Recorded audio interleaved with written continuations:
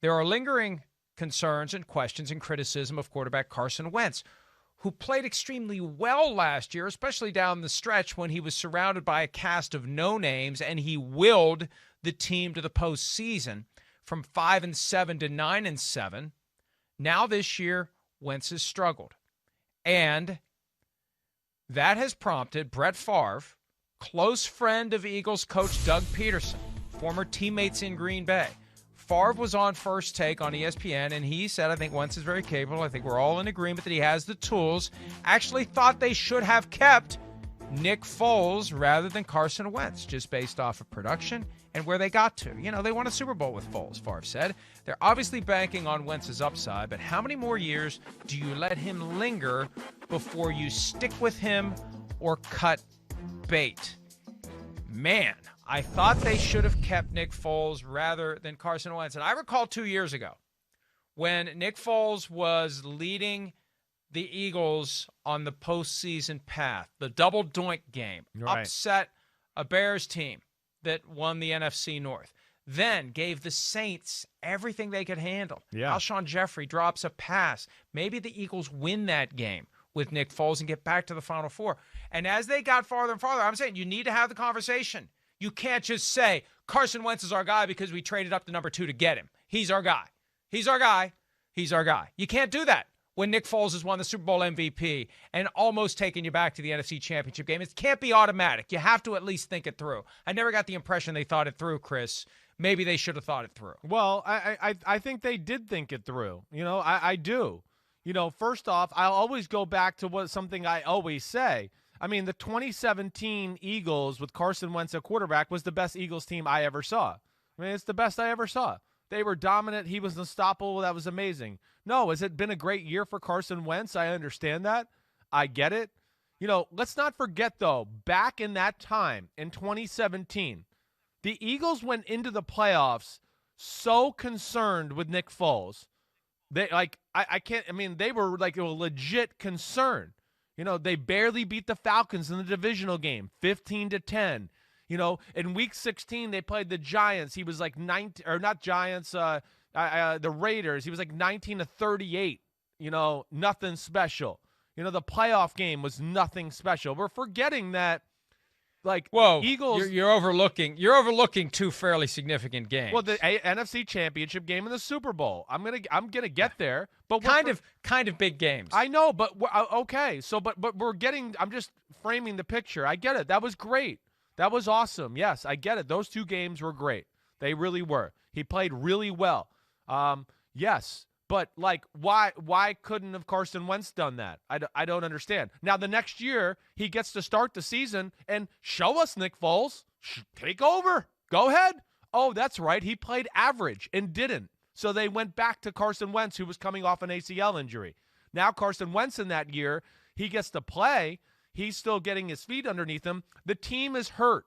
He doesn't have Alshon Jeffrey and some of these receivers there. Then when he gets hurt, Nick Foles comes in, and all those receivers come back and they get healthy. So they get a little bit better, and they go on the double doink playoff run like you're talking about. But with all that said, okay, and Carson Wentz is having a down year, and I understand that. But what is Nick Foles doing the last 2 years that makes everybody think, like, oh, it's a slam dunk? Carson Wentz was amazing at the end of last year. Nick Foles got put on the bench for Gardner Minshew, who is going to the bench as a full-time backup quarterback after this year's over. And now he's in Chicago, and tell me how that offense looks right now. Tell me. Well, but is it? But now wait. They have Chris, better weapons than Philadelphia. They have better weapons now. Better weapons. Not even close. They don't have it. They don't have the offensive line. You can't complain about Matt Nagy over and over and over again, and now blame it on Nick Foles that he's not playing. I talk about Doug Pederson just as much, and the Philly offensive line with all those injuries. That ain't anything special. I mean, that's nothing special. They're not doing anything. Carson Wentz does not have Allen Robinson, Anthony Miller, Jimmy Graham, Cole Kmet.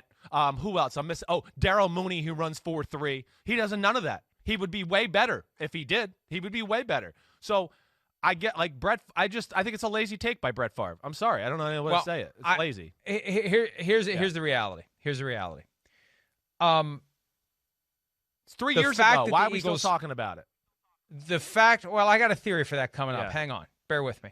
The fact that the Eagles traded up to number 2 to get Wentz, picked Nick Foles, the Super Bowl MVP 3 years ago, picked Wentz over Foles, and then gave Wentz the $33 million contract. I feel like that is all weighing on Wentz. Yeah, I do I agree with feel that. like he believes he needs, in one moment, in one play, I feel like he thinks on every given play, it's incumbent on him to prove in that moment that they did the right thing when they traded up to draft him, when they picked him over Foles, and when they paid him. And it's impossible for him to justify it in one play. But I feel like that's what he's trying to do this year, Chris. Mike, I agree. It's like our old Deshaun Watson, the first year or two in the NFL, right? It's like every play feels like it's the last play of the game, the last play of the Super Bowl. And it's just sometimes it's like throw the ball away, take the sack, stop doing stupid things. Listen, it's not been a good year. There's no doubt about that. I mean, he was a number 6 quarterback in my quarterback rankings this year. I'm going to do a top 10 quarterbacks in football next week. He's not in the top 10. There's no way you could do that. There is still big-time talent there, but yeah, he has an issue with trying to do too much, and it puts them in some tough spots. But I also argue in that they can't do a lot unless he does a lot either. So he is in an unenviable position where he's the guy that has to make things happen. And he just hasn't figured out that way of balancing it of, like we see the really good ones that are in those positions, like a Russell Wilson and everybody else, where they can balance it usually from towing the line of being crazy and, I'm pushing the limits of being aggressive. Bam, I got it. Coachable. Boom. Okay, one last point on the Foles versus Wentz question. Yeah. Because I think that this gives it real merit. Dollar for dollar. Right. Dollar for dollar. I think it's a lot closer. Right? Yeah. I think it makes it a close question because you could have kept way. Foles for a lot less than Wentz, and that means you got more money to go out there and get other guys to make your team better. Yeah, I think that's probably right too. You're right. Listen, I think your point about the contract, the fact that Foles had already won the Super Bowl and all that has all led to Carson Wentz like every week, like this is the week I'm going to prove everybody wrong. It's me. I'm the guy. I'm this quarterback. And you just can't do that. I don't know. He just right now he has to understand the big picture of the football game. And I'll say this too. Here's another thing I don't love about Carson Wentz. And I'm a big defender. But this is to me where like I wish he would change a little bit. I always hear these stories about he listens to nothing. Right? He knows nothing about what's being said or going on about him.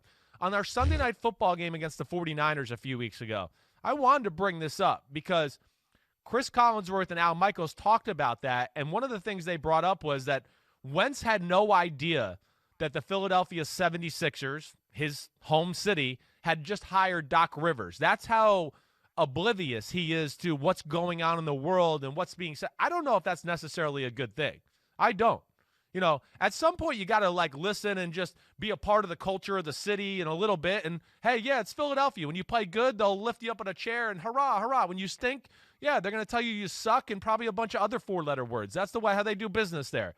Get over it. It's NFL quarterback. So I don't know. That kind of bothered me. I don't know why it did, but it's just like it's too oblivious to the world and what's going on. Who's Doc Rivers? The basketball coach, the old. Pete told me to say that. You scared me for a second because I was like, am I thinking of somebody else and said the wrong name? Let's hear from Doug Pederson with his thoughts on what his good friend Brett Favre had to say about Nick Foles versus Carson Wentz. I respect Brett's opinion. Yeah, we are friends, but I haven't talked to him, and he's entitled to that, and that's about it. When the decision had to be made in the organization, even though personnel decisions like that are usually tough, it probably wasn't that difficult for you guys. Was anyone beating down the door to do a different thing? In regards to Nick? In terms of keeping Nick over Carson? No, Carson's our guy. Carson's our draft pick. Carson's the guy that is going to carry us and lead this football team. And listen, everybody's entitled to their own opinion. Those aren't my words. Those aren't Howie's words, Jeffrey's words. Those are his words. I mean, I respect that opinion. Whatever he wants to say, that's fine. And we're going to remain friends. It doesn't bother me one way or the other. All I know is that Carson Wentz is our guy.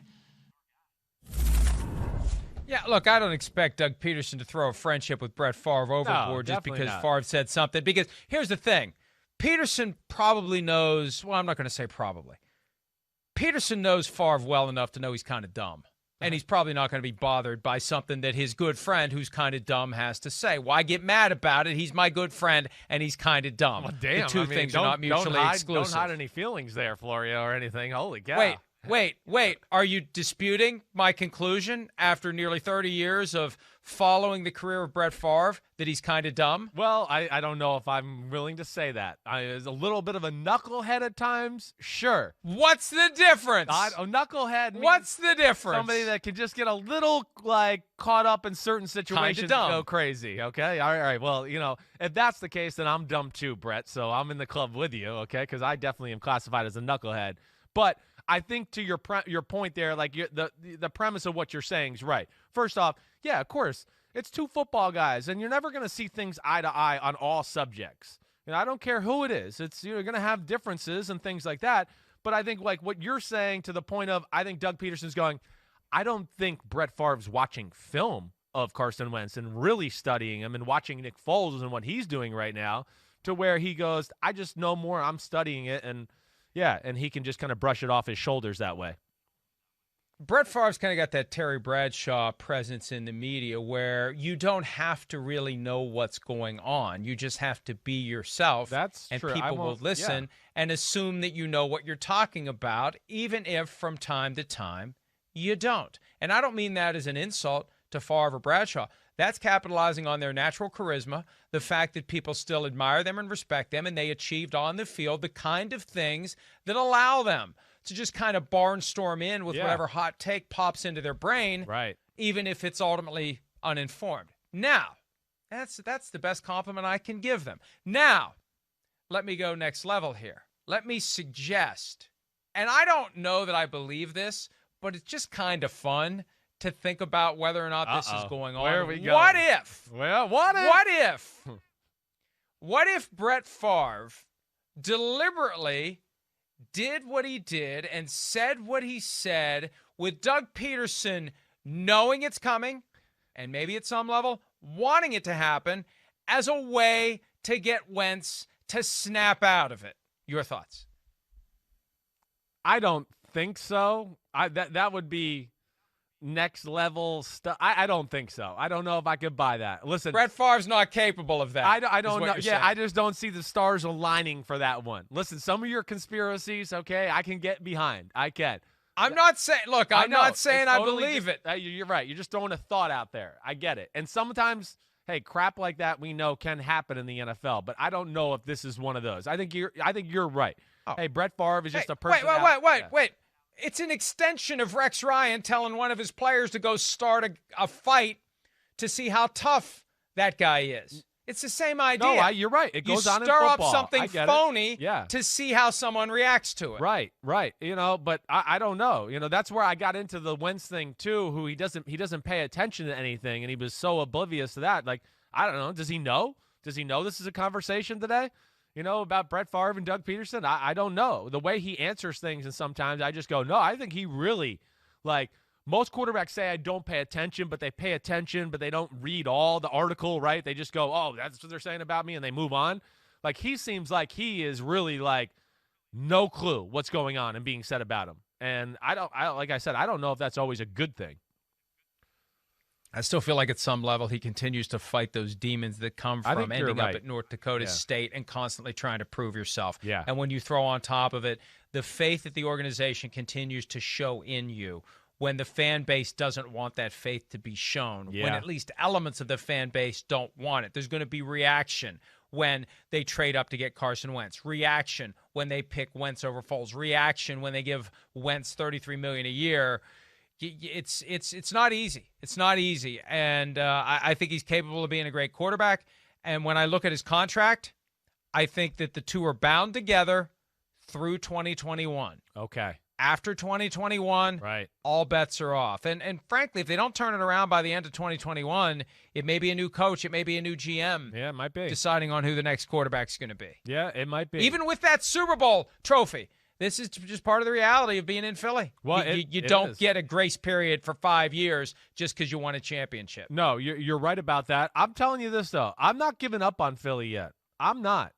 You know, the defense is pretty damn good this year. And, you know, again, if they could just get a little healthier here, it really, just one more guy at wide receiver, they could just come back, I'd go, oh, watch out. You know, there is some things there about their football team. So, you know, Deshaun Jackson, the high ankle sprain, Alshon Jeffrey, I mean, is he ever going to be back? I mean, I don't know. So I don't know. just to me, that is when Carson Wentz might finally be able to take a deep breath and go, whoa, holy cow, I got somebody that's open. I got somebody that I can throw to when they are covered and trust them. And he doesn't have that luxury right now. It's basically Fulgham or nothing. Let me just say this. Seahawks, Packers, Saints, Cardinals. That quartet of opponents is coming up in consecutive weeks from 12 through 15. Yikes. Now, they still may win enough games to get to the postseason, but that's going to be the opportunity for the Eagles to show that they can go toe-to-toe with a great team. And, hey, look, they gave the Steelers everything they could handle. Ravens, too. Several weeks ago in the Chase Claypool game. Yeah, and they gave the Ravens everything they could handle, so we'll see how it plays out. Yeah. Hi, I'm Mike Tirico, and thanks for watching. Make sure to hit subscribe for the latest news and highlights from NBC Sports.